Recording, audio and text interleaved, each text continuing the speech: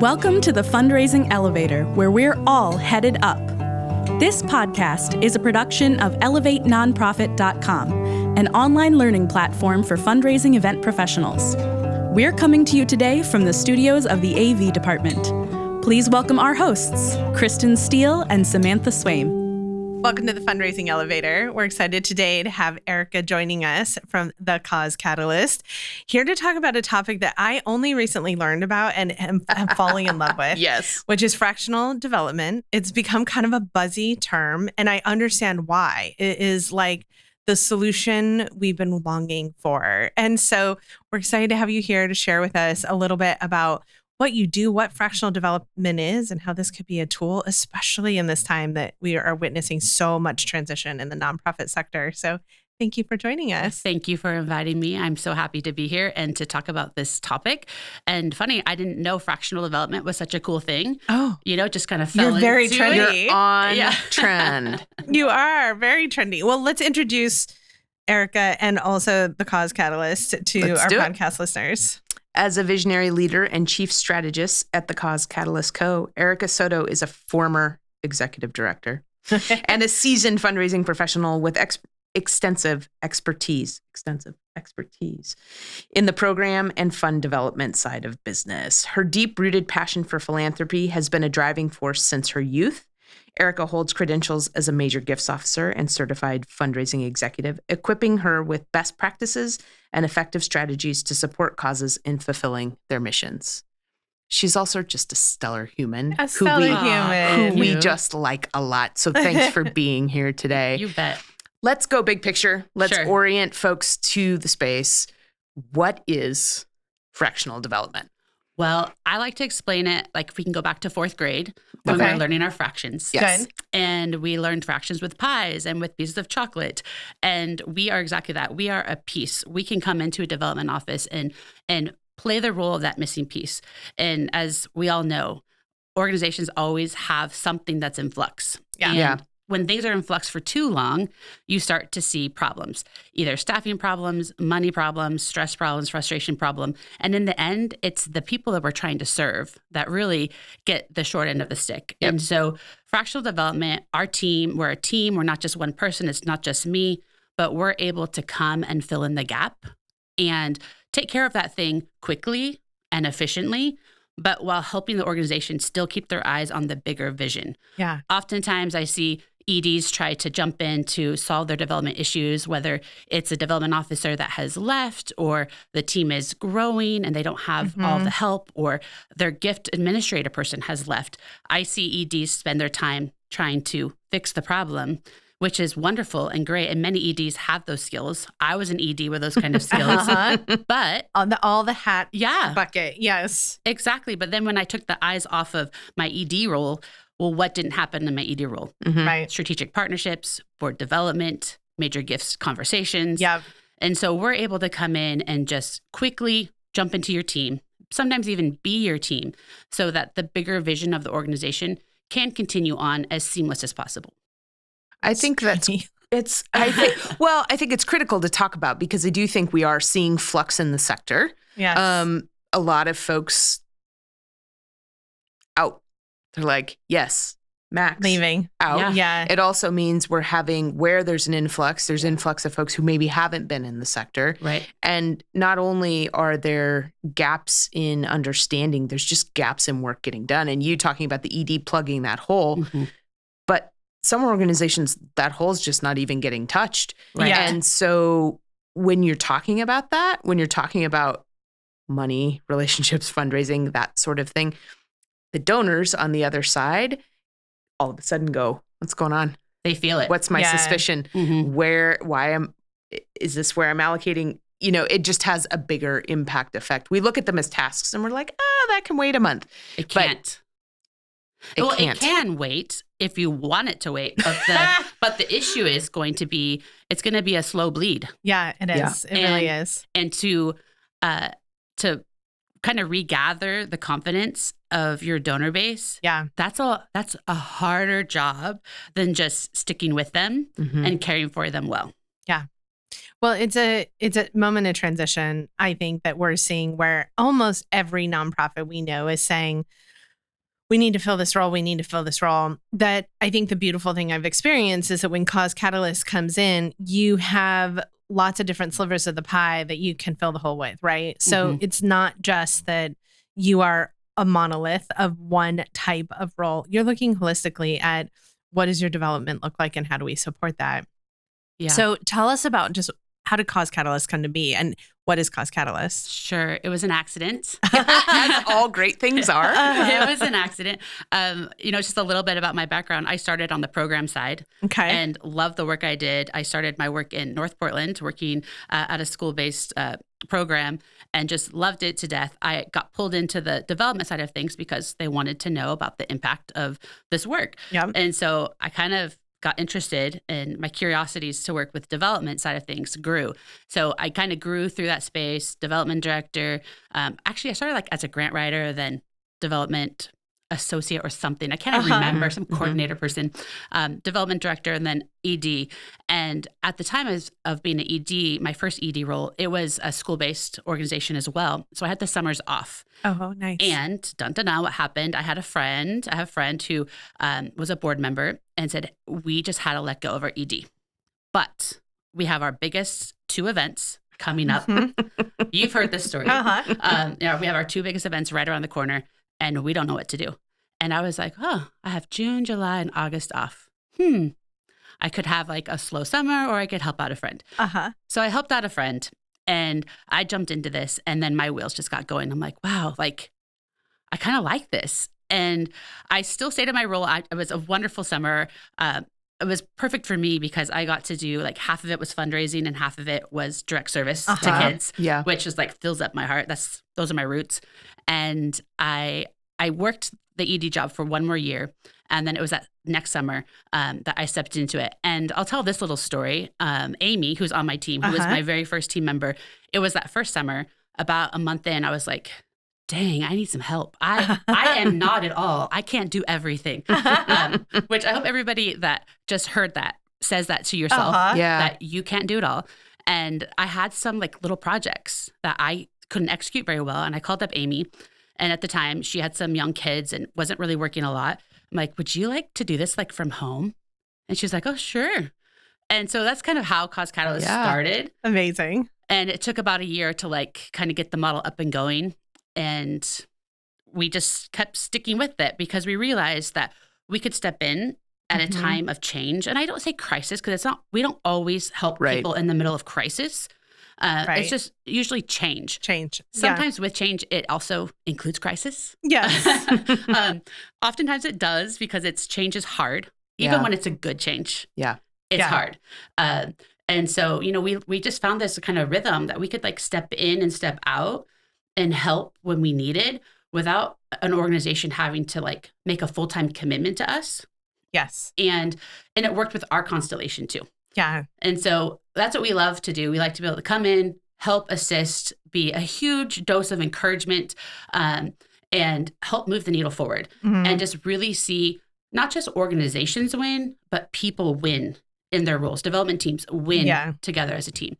So that's probably a little, like I got into the weeds a little bit on that one, but like high level, that's like who we are and like what we love to do and how we kind of came about. Well, and now you're a whole team. It's not just you and Amy. You have a whole team and you're continuing to grow and you're continuing to look ahead at the fact that this seems to be a need in the sector.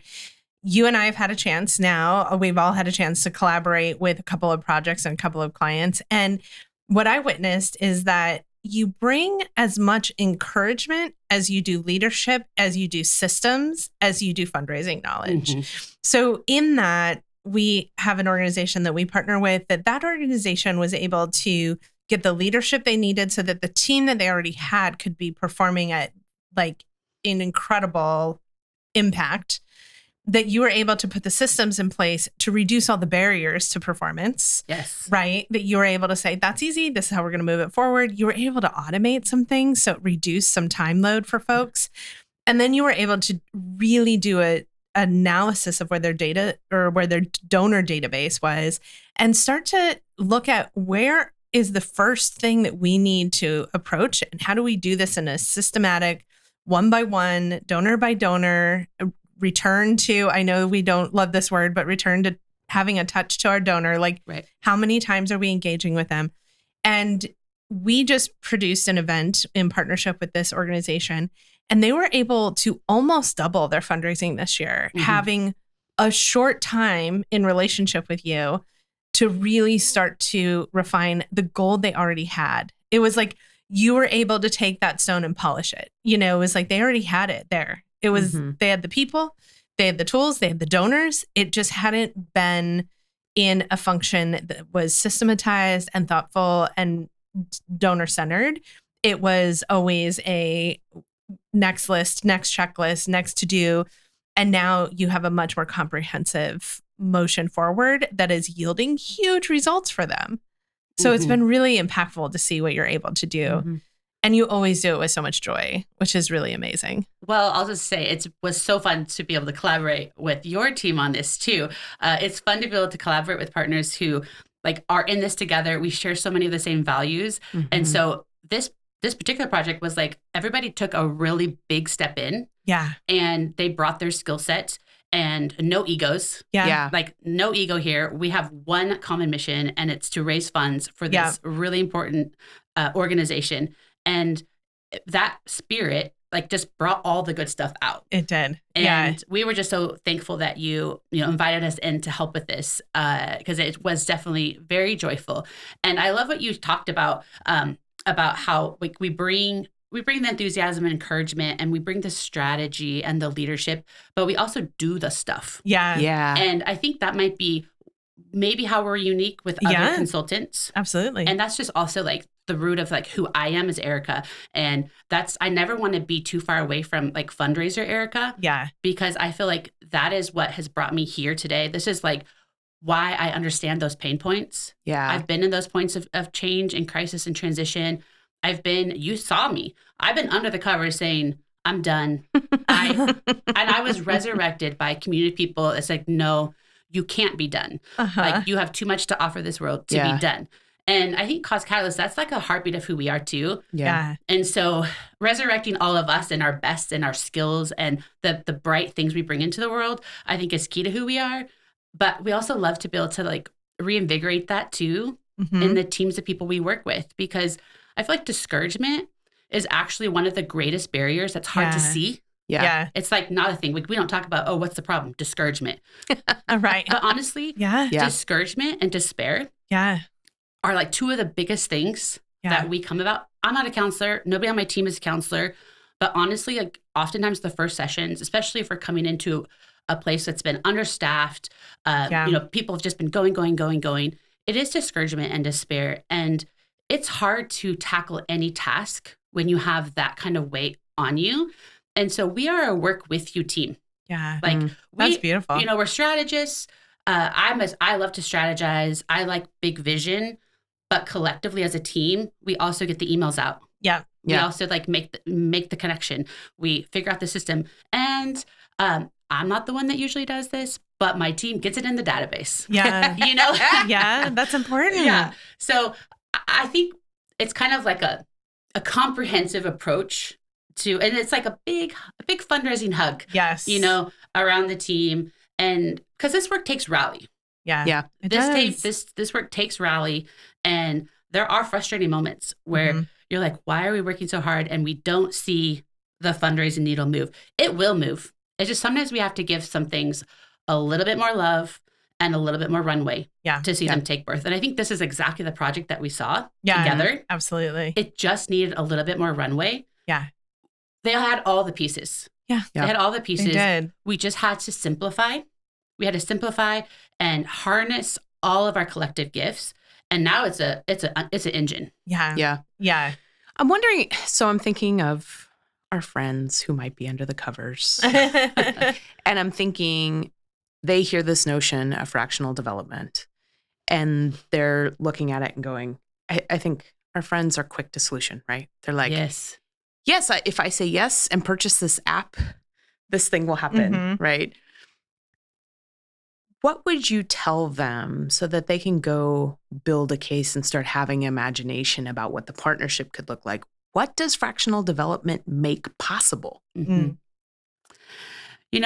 Fractional development, what we've seen make possible is it brings life to the organization again, where maybe something is looked at a failure or it's not working. And fractional development, I think, kind of re-energizes the fundraiser. First of all, I'm thinking about the person that's under the cover. Yeah. And I think one of the best things we bring to a partnership is you're no longer alone. And again, that's super hard to quantify when you're thinking about, we're going to bring on some consultants. Great. We're not alone. But there's something about, and I can, in our experience together, running our event together, when I was under the covers, like when I finally realized I was not alone, I stepped out of bed and I started doing the work. And I knew that even though I didn't have my regular like cadence and energy and spirit in me, it like by the end of this adventure together, it started to come out again. And so I would say it's an investment in team. Yeah. It's an investment in passion. It's an investment in relationship.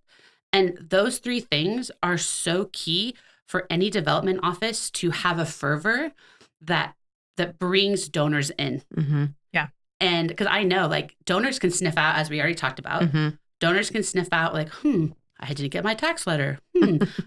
This event's in 2 weeks. I just got my invitation. Or, that person's not emailing me back. They also, when you like pick up the phone and say, I'm so sorry. I've been so busy. Right. It's like, you should never start a conversation. You just confirmed all of my doubts. You are no longer the organization I can trust my funds with. Yes. Yes. And I think what fractional development can do is it just gives an opportunity for the next chapter. I don't want to say like a new start. It's not about a new start. No, it's like evolution. What's possible now? It's a new chapter. Yeah. And I see those new chapters. Sometimes it's a new chapter of leadership change. It's a new chapter of strategy. And we have a client right now we're just wrapping up with. It was a new chapter of extreme growth. Awesome. And for them to be able to like build in all the components of a really strong, healthy development office that was ready for a team. Yeah. A hired in-house team. And so it's about the next chapter. And if we haven't been flipping pages in our organizations, we probably need to ask why. Yeah. And get to the next chapter because we all should be evolving. Yes. Well, and our donors evolve, our events have evolved, how we gather evolves, the needs of our clients have evolved. We need to also be thinking about how we're evolving the structure of our organizations. Do you, and this is just my light bulb moment, of course. I'm thinking about, do you find that there are organizations that you come into perhaps through a door of crisis or opportunity, like these things need to get done. We need to be able to hire somebody. I mean, staff takes a while. Yeah, it does. Finding the right person for a long-term relationship, all of those things take a while. You can come in those moments, hit the ground running, and at least keep pieces moving forward. Do you find that there are times where you come in one door, crisis management, and doing those things, that it actually gives the organization room to make a better choice? Oh my gosh. Yes. So this client I was just talking about that's ready and they have funding to hire their development director now. They actually called me about a year ago. Actually, it wasn't even a year ago. It was like 10 months ago. And they were asking me, Erica, we are getting ready to hire this new development director. Like, if you were hiring for them, what questions would you ask? And of course, like three of us, we could like bust out. Yeah. And I busted out because I've done this work. Yeah. And so I was like, da-da-da-da-da-da. And she was like, oh, that's fantastic. Like, thank you so much. Well, story goes, they didn't have a strong candidate pool because this is an issue right now. It is a big issue right now. It's like just not finding enough people that are qualified. And it's a national issue. Yeah. I was just at a big conference and it was the like single talking point of all these CEOs, nonprofit CEOs that were gathered together was hiring qualified candidates, enough candidates applying, retention of candidates. So it feels to me like the exact right time for fractional development. Yeah. So they had a great candidate that they loved, but they got a better offer. So that person was out. And then the last two, she's like, I'm not really like feeling it. And with this particular organization, they need to have a very particular skill set. They need to be almost experts, but they also need to be able to be willing to do their own data entry. because it's going to be a one-person development shop, you know? And so anyways, long story short, they had a board meeting like, you know what about you? Like, would you, like, what does your team do anyways? You know? And I was like, well, and so we had a conversation, and literally by the end of the week, we were the development office. And the beauty of it is we were able to like slow things down because they were just going to jump in and hire like this. And I saw the person on paper, definitely qualified. But for this particular, because I had worked with this organization a long time ago, like at the very beginning of their inception. And so I had a little bit of information about them. So I was like, it's hard to be a one-person development shop. Yeah, it is. I don't own all the skills. I've been in this for a long, long time. I don't own all the skills to rock a one-person development shop. I don't know many people that do. Right. Yeah. Something's not going to be like your top thing. Like there's going to be something. For me, it's database entry. Like I'm not the great about the administration, but my team is. And so anyways, what it helped us to identify actually was they need kind of a different development role anyways. Oh. Yeah. So we were able to build in all the systems and like over here, you're keeping their fundraising on track. And then also you're developing who are we going to hire and helping them make hiring choices. That's amazing. So we were able to actually they didn't have a development plan. So we were able to, do their development plan, execute it with them. In the beginning, we did a lot of stuff for them. And, as time, like we have gone through like 3 different campaigns since we've been together, which allowed us to be able to get into the database and like swim through it, fix things up, automate. Even like there was just so much data mess that I would hate to inherit that as a brand new development director. Yeah. That's when you're like, can I just burn it down, start over? Okay, I've been there, but you can't do that. But now like we actually just had our offboarding. Is that the right word? Yeah. Yeah, our offboarding meeting with them. And it felt really good because they have an operations manual, like for their development team. Like their team now it's grown. They were able to hire, not a development director quite yet. They are actually hiring for that. But they were able to identify they needed to have like a development associate that kind of had a little bit into the program side and a little bit into the donor development side. But ED's equipped with major donors. She knows how to rock and roll with those. We have, a monthly program. We have mids. We have majors. We can write appeals. Their event was awesome. So like they actually have a development office that is healthy. Yeah. So who wouldn't want that job? To be able to come in and have a role where it's healthy, it's alive, sustainable. Yeah. Like a skilled person could come in and like really actually enjoy the job and enjoy like all the joyful moments you get to have in this work. Yeah. If folks hear nothing else, please hear that. Like that is, to me, that's the special sauce of what you do.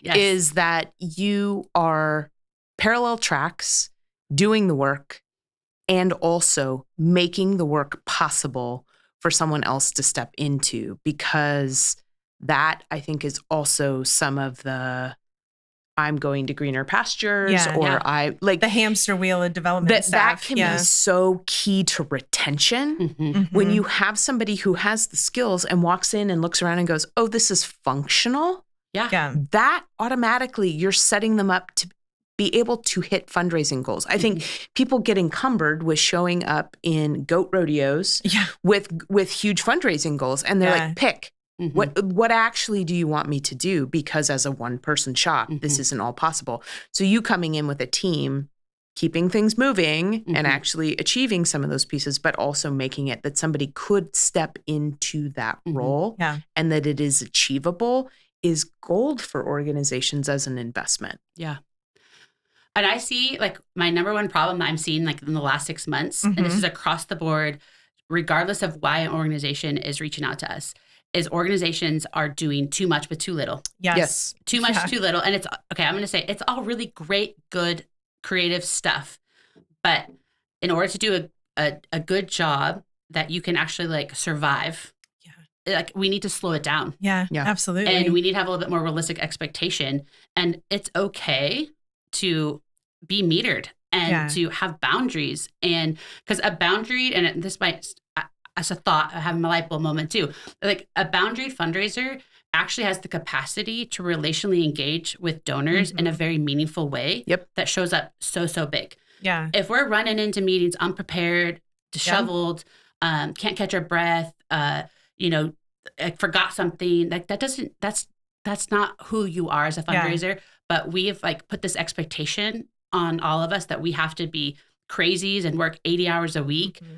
I don't necessarily think that is congruent with some of our mission work. Right. Correct. Yeah. You know? And so we need to show up with boundaries and be healthy and so that we can do our role, because this work is hard. Yeah. We're in this every day. And even if you're a development officer and you might be a little bit removed from the program, you have a big weight on your shoulders. Yeah. Because all of that happens out in the field, happens about what you do on the phone, what you do on your email, what you do in person, how you are in relationships. Yeah. And you have to have space to be available for that. We worked for years with an organization, Guide Dogs for the Blind, that said to us the value of engaging a team is that we're getting a deep level of expertise on every sort of element of our event plan. And in that, paying less than we would for a deeper base of expertise. And I see that in your team as well. So like you just said, I'm not an expert in all things, but I have a team that surrounds me. You know, Veronica's acuity to how we continue to move things forward and who needs to take on what piece in a very like thoughtful, methodical, caring way. And Amy's ability to make sure that all the data is cleaned up and that there's clear information and clear data moving forward. Your vision of strategy brings for a lot less than hiring the development team. They're hiring your team. They're hiring a team like ours where they're getting a deep skill set of expertise that I think is the thing I witnessed in watching you all work was it was like you're the fixer. It was like, let us just fine tune this like a clock, you know, mechanic of I'm going to get in the inner workings of this very delicate thing. And I'm just going to like bring a little inspiration here, a little strategy there. I'm going to make those 20 phone calls. I'm going to do that database cleanup. Now move forward. And it was amazing to see that sort of deep level of expertise at a lower price point for organizations who are thinking we can't afford this because we also have to hire a team member. I love that the work you're doing is multiple different skill sets at the table, looking holistically at the development department, and then coming back to the table with let us help you in your next step.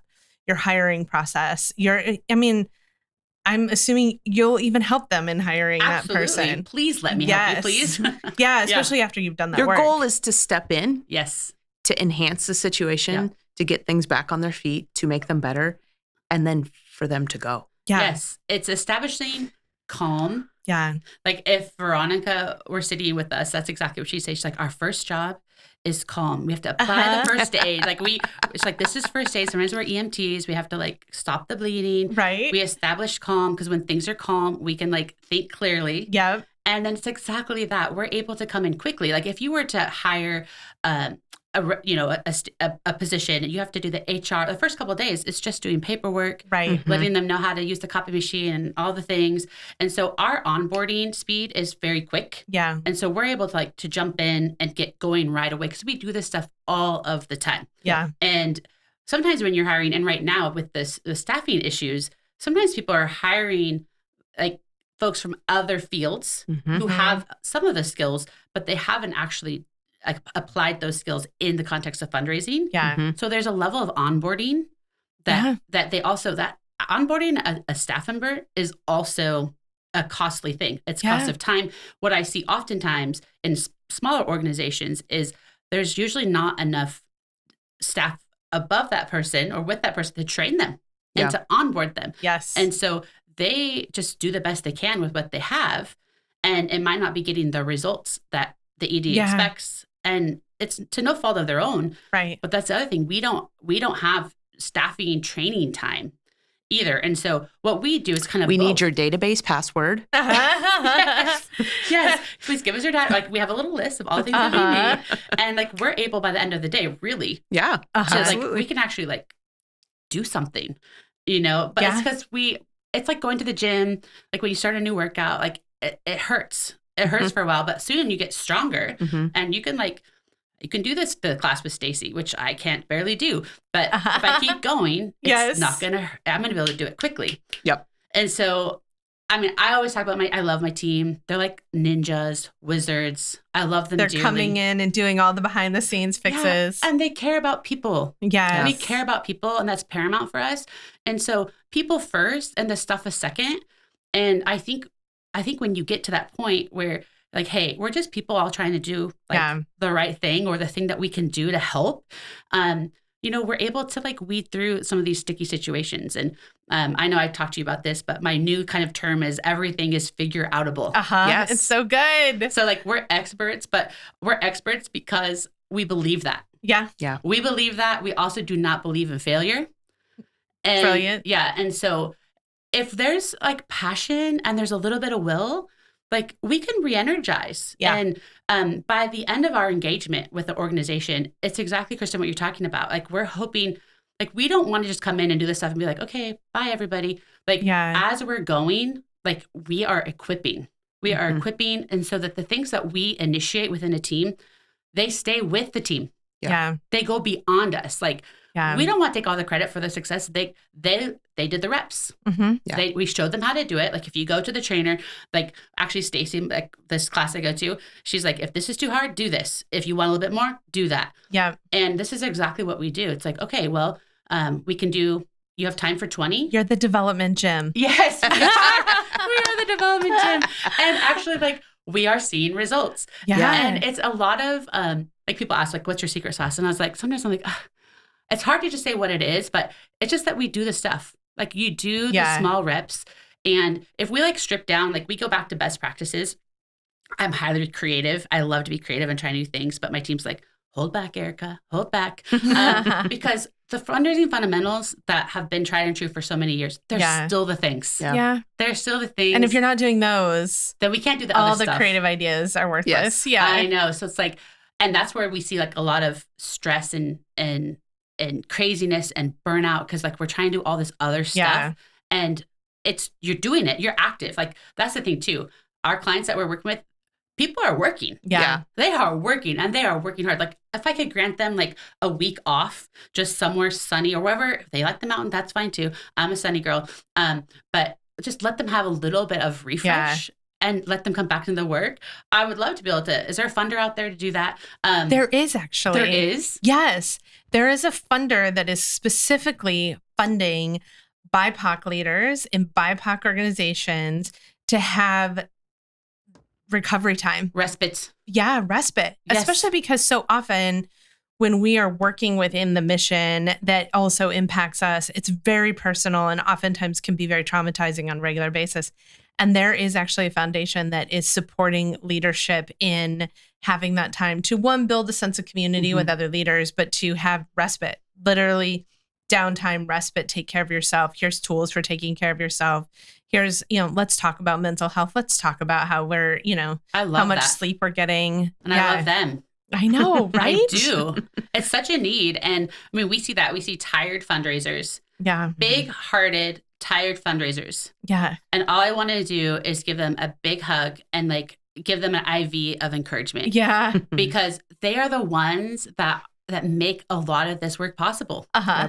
And if we don't have the funding, like we can't keep the people on the front line either. That's a whole different topic. Yeah. But if we're going to have people doing this hard work, we have to compensate them. Yeah. And not just compensate them in money, obviously, yes, but in their way of life and their energy so that they can serve these people well. Yeah. Yep. So anyways, we're getting off on a tangent, but that's another one. I know. Let's fund that. Yeah. Well, we're going to take a short break. And when we come back, I want to dive into understanding how a nonprofit knows fractional development is right for them and really what are the different ways that fractional development can support. So we'll be back with Erica Soto on the Fundraising Elevator. Loving the Fundraising Elevator, but wondering how you can talk to Sam and Kristen? Well, now's your chance to do it. Book one-on-one consulting time with Swaim Strategies experts Sam, Kristen, and Mary, and get all your event questions answered. Our team has you covered on strategic planning, fundraising strategy, storytelling, data tools, and registration support. Get the tools and the help you need to make the most impact at your fundraising event. Book at elevatenonprofit.com. The link is also in our show notes. Welcome back to the Fundraising Elevator. We're here with Erica Soto, brainstorming all the things. Superhero.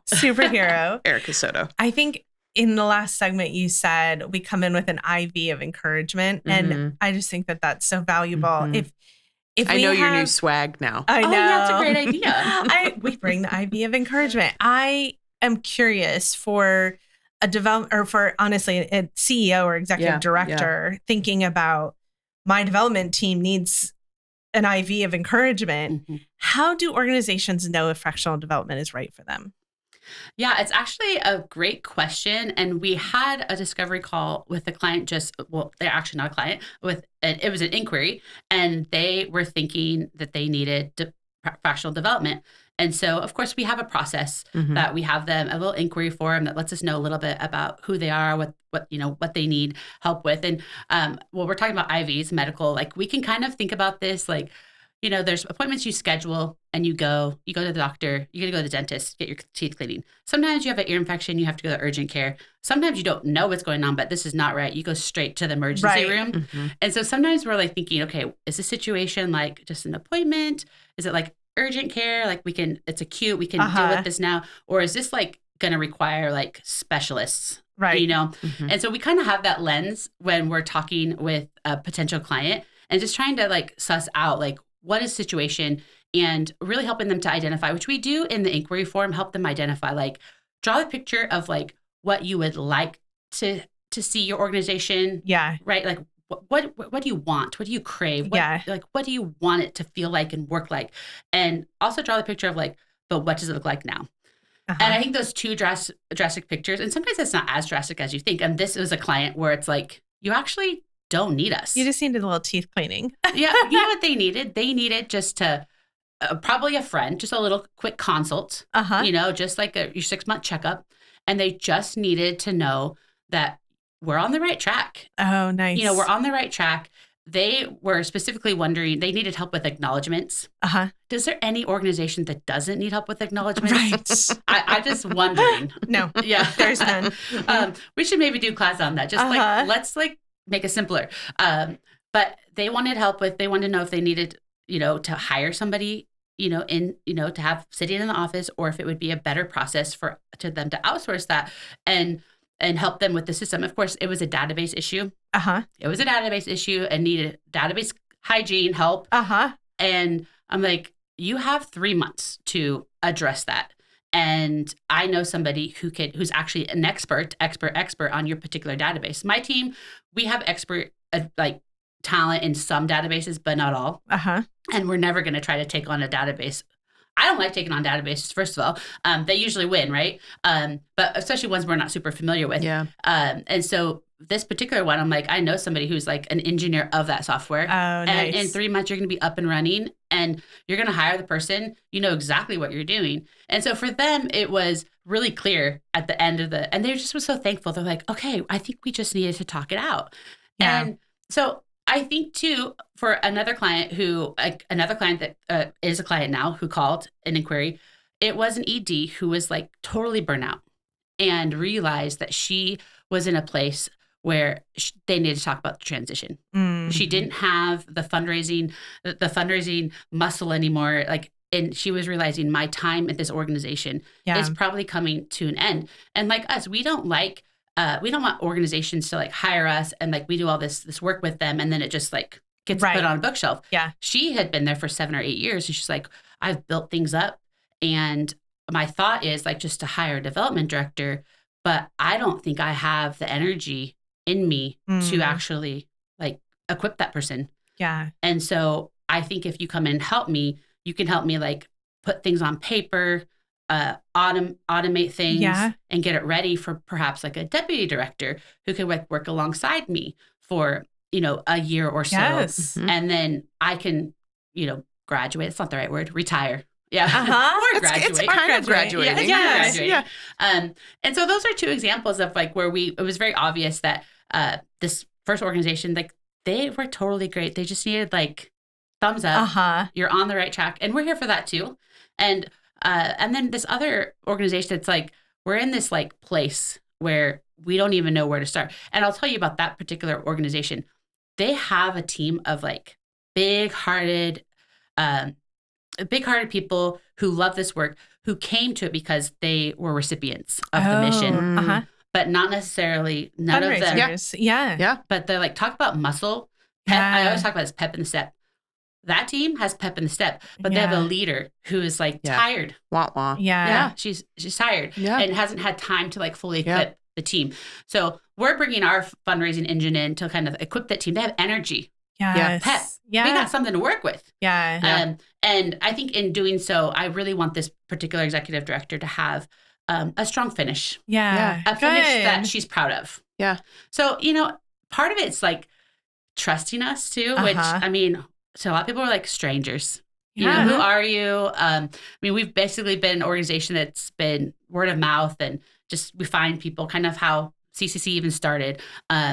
So, it's just trusting us in the process. And the great thing is like the way we work, we have lots of different engagement styles. So like there's opportunities for like a workshop. Like if you're not quite sure what you need, we have a service that's a deep dive.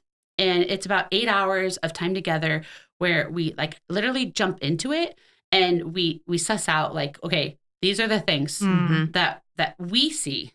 Yeah. Do they align with what you see? Yes. Okay. Now, if we all are in agreement with that, let's build out what fractional development might look like for you. And sometimes it's a fractional development. Like they need a lot of us. Like if they need, we talked about the pie at the beginning of the podcast. And if they need like more than like 2 or 3 slices of the pie, we're looking at fractional development. Right. If they might just need 1 slice of the pie, we're probably looking at something off our a la carte menu. So maybe they have somebody out on medical leave and it's their writer and they need us to pump out some appeals for them. Yeah. We can do that. Or we have like workshops. So, maybe the budget isn't there for like one-to-one service, but we do have like one-to-many options. And one of our favorite things right now is like being able to come into an office and workshop with the entire development team. Oh, yes. That's great. Again, we just love for the best practices to stick with the team. And investment, like stakeholders sitting at the table. Yeah. And it's a real nimble way to really equip people. And all of our workshops are like, they're working workshops. I love conferences, but one thing I don't like about conferences sometimes is like you sit there, and then you're tired and you go home and you have like 18 things to try to implement. So our style is like, pull out your computers. Let's go. We're going to do this now. Yeah. Amazing. That's great. Yeah. I think it's interesting. I'm thinking about crisis looks different from organization to organization. That's a word we bandy about. And part of your evaluation is coming in to see, is this a systems crisis? Is this people in wrong roles crisis? I also feel like there's that crisis when we talk about sort of wrapping our arms around a development person. Sometimes part of that crisis is within the organization. Yes. So we have stakeholders, we have a board. Yes. And we have executive leadership. And then we have some of our boots on the ground fundraising staff. And that triangulation can sometimes be the crisis. And I'm curious about what opportunities there are for people in your process to move forward from that engagement. We often find as consultants, sometimes that engagement of you bring the third party in for a specific thing, right? Like for us, we have this fundraising event and we want to move it and do here. But in the process, what becomes clear about what the crisis is actually, there's a leverage point for being this third party that's very interesting.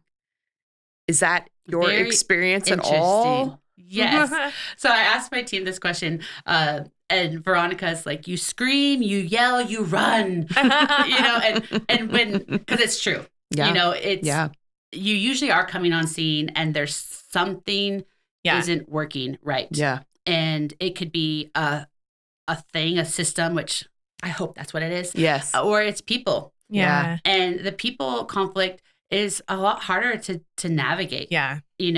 And so that's when you call an HR expert. Yes. You're like, can you? Exactly. Yeah. Because there are some things it's like, okay, we can help with this thing, but you discover like, it needs a little bit more. It needs a little bit more specialized. So I think our approach is listening. Like if I think, how do we approach that? We listen. We listen a lot.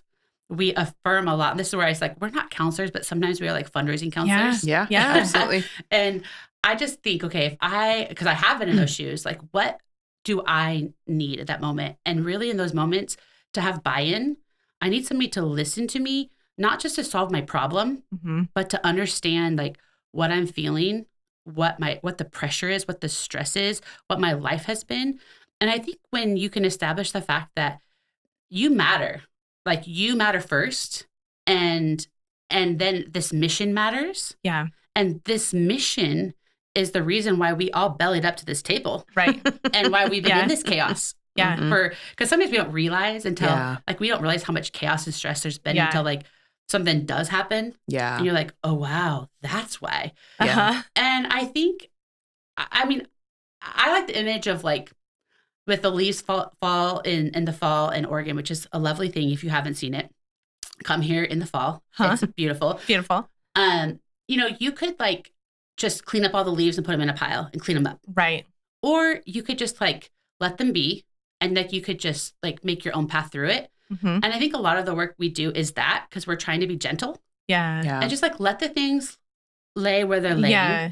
And we don't have to like clean everything up to be able to make a change forward. Yeah. Yeah. And some things will just dissolve on themselves.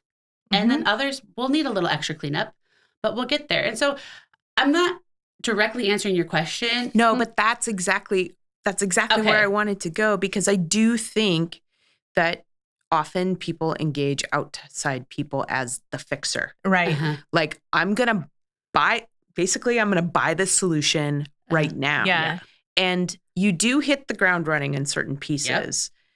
And also you are encouraging folks to make a path with some of the other pieces, which actually that calibration is how they can start to feel traction. If everything is volume up all the time, we got to do all this right now. Yeah. Like that's how they're in this place. Yeah. The nervous system does not like that. No. Correct. Yeah. Correct. So it's like, great. Where can we make impact with a few moves? Let's get some momentum. Cool. Does that feel better? Cool. This other thing, yeah, we know it's a thing, but it's going to hang out over here. And sometimes the traction on some of the bottom of the funnel things, we call it the ladder. Like sometimes just getting some of those bottom rungs out, all of a sudden that thing that's at the top of the ladder, it's come down a couple. It just, I think we're programmed to just like, there is so much happening. There's so much wrong, or there's so much I'm not doing. Yeah. You're frozen. You can't do any of it. That there is something to just like, unfreezing a little with bit positive here. feedback, right? Yeah. And you're like, great, you get hands-on and you're just that like feedback, like you're doing great. This is great. Yeah. How'd that ask go? This is great. That's great. What'd they say? Great. We're going to schedule a follow-up. Let's put that on the calendar. Like it's just some of those baseline tools of remembering like you're enough, your mission's enough. And you know what? You're working really hard. So let's actually change the frame so that you can see that is success instead of what you're not doing right now. And I just love that. I love I'm going to get in and get dirty, but also like, let's take a deep breath. Let's see what that is. Let's just be. You have a great point, and maybe we should be talking about this because maybe I'm not getting any calls for any work, but honestly, our clients, they solve a lot of their own problems. Yeah. And I actually think that's a skilled consultant actually, because they've been doing this work. Absolutely. Yeah. And talking about empowerment, like I know, like when I had my under the cover moment, which you guys got to see, that you didn't do it for me. You told me like, okay, you can do this. Yes. And that was the resurrection for me, was like, okay, I still can do this. Yeah. I can still make the call. I still can pull this together. I can create, and I can write a script, and I can speak in front of a camera. I can do all of these things. And when you start to see that within a team, now that is success. Yeah. And again, we talked about this already, joy. Yeah. Like to be able to see the joy return and the thing that brought them to the work come back to life. Yeah. Yeah. Like if I could put success in a picture, that's what it is. Yeah. I love that. Absolutely. I love it. I was going to ask you a question about like what success looks like. And I do think that your gift that I witnessed with an organization that we're working with is that when it all feels unsurmountable, it feels so big, you don't know where to start. and your gift was that you started, Yes. right? Yes. And that, like, let's make this one call. That call yielded a yes. Okay, that was fun. Let's make another It was call. fun. Yeah. And that call, Let's ring the bell. that call yielded a yes. Oh, this is getting exciting. Now let's make another call. Yeah. That you started, and that was the gift that was needed. Was things were at a hold with a gap in staffing, and you came in and said, "Great, we're going to start by picking on this piece and making that call and cleaning up that data piece." So I feel like your team is exceptional, but I also think that the idea of fractional development is an idea that we've been waiting for, Yeah. is something that we have needed for a long time, a deep skill set in all areas to come meet the unique need in moments of transition, in moments of crisis, in moments of just growth and development. So thank you for the work you do. We're going to take a short break, and when we come back, we're going to get on the fundraising elevator. Perfect. Love it.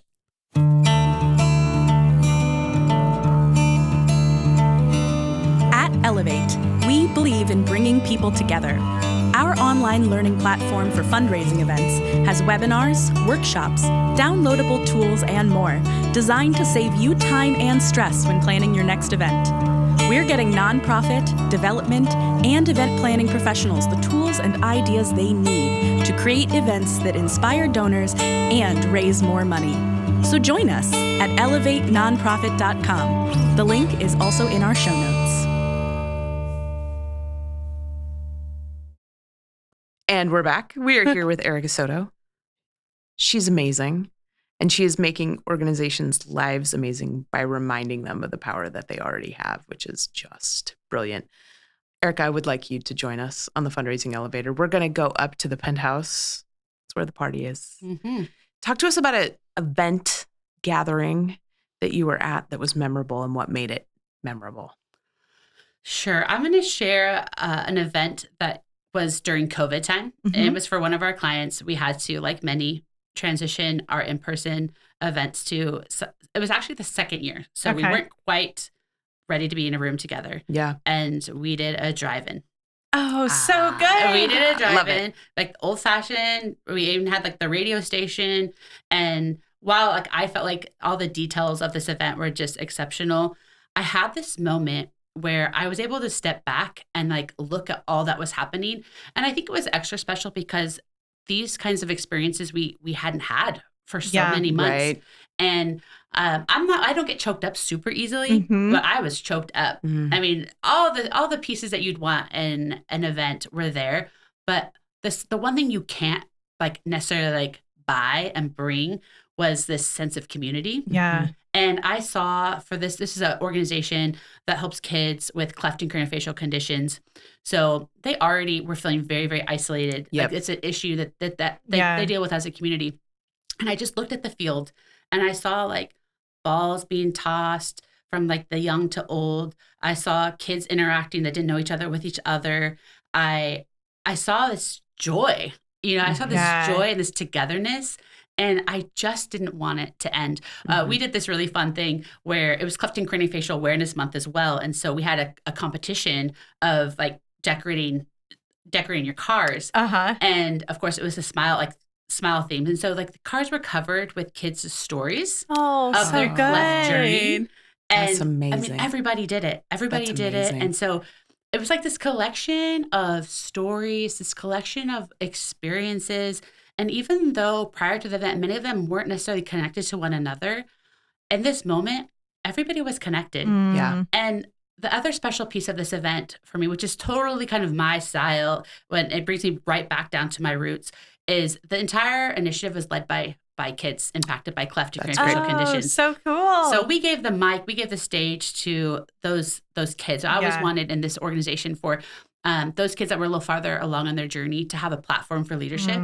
Yeah. And so for them to be the speakers, yes. for them to be the storytellers, for them to be engaging. And so it was kind of like that, also that wedding, that wedding planner moment where like she takes off her fanny pack and her mic and she just lets it go. That's what the community, was having the event that they needed. What a great event. Yeah. So I want to bring that back because it was such a magical. I mean, there's no other event I've done for them that I'm prouder of. That's fantastic. But then again, I didn't actually plan it. Yeah. The kids did. That's amazing. So like, I guess my note in that is like, it's okay to take a step back. Yeah. And just like hear what the community might need. And that's what they needed. They needed a night together. That's awesome. Yeah. What happens if we make gatherings about what the community needs? The community needs. Riddle me that. Uh-huh. Magic. Let's jump back in the elevator. Let's head down to the boiler room. Yes. That's where all the tools live. What is the tool you would suggest that fundraisers have in their box? Yes. Well, there's lots of tools. There are. One tool, like we like to be organized. Like I feel like the rise and fall of fundraising frustrations come with organization or disorganization. Yep. And this is several years ago. Amy and I were like helping organize the logistics of an event. And there was like no plan. And I remember like we busted out this, what we now call the master planning document. And it is like our written plan to any event that has like the whole plan with dates, deadlines, people. And literally like we look at it every single week to make sure like all the tasks are going. So I think regardless of what initiative you're planning, whether it's an event or an appeal, it's about having two things. It's about having a written plan that you actually look at. Yeah. Yep. And you can see often, daily. Yeah. And then having a team rallied around the plan. Yep. Yeah. Whatever, it could be a big team, it could be, but you need to have a team. Like, don't be the only eyes on it. The impact of writing it down is something that is an exercise I don't think we value enough. And we have reflected ourselves on our own business and our own business growth. And almost universally, every time we've revisited a strategic plan, we will develop a 5-year trajectory that because we wrote it down and have eyes on it and have a team supporting it, we achieve in a year, in 2 years. And we're re-upping our 5-year plan only a third of the way through the time because we all had clarity. Yes. And so I think that is such a valuable tool. That's fantastic. It's simple. And you can just paper, pencil, spreadsheet. Yeah. It doesn't have to be complicated. I love it. Yeah, I see Post-it notes in your life. A lot. Yeah. I love it. I love it. Well, we're so lucky to have you here. We are. I think fractional development is an idea whose time is long overdue. And I'm so glad that you are here to share it with our audience so that they could start to look into fractional development.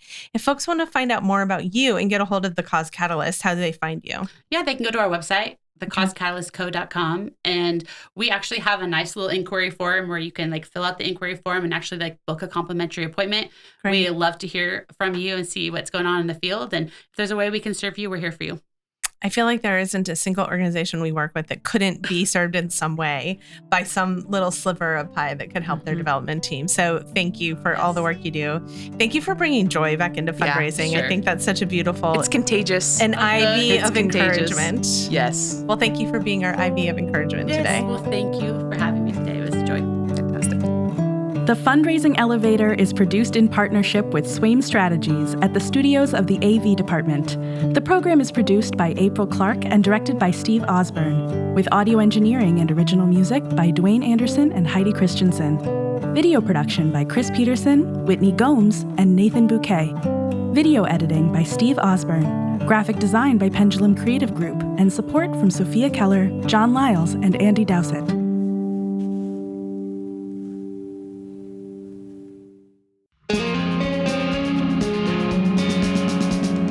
The Fundraising Elevator is recorded at the AV department in Portland, Oregon.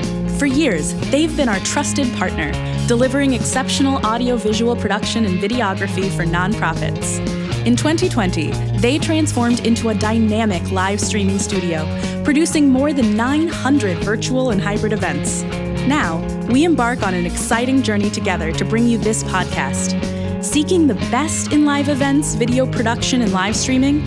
We proudly recommend our friends at the AV department. Link in the episode description.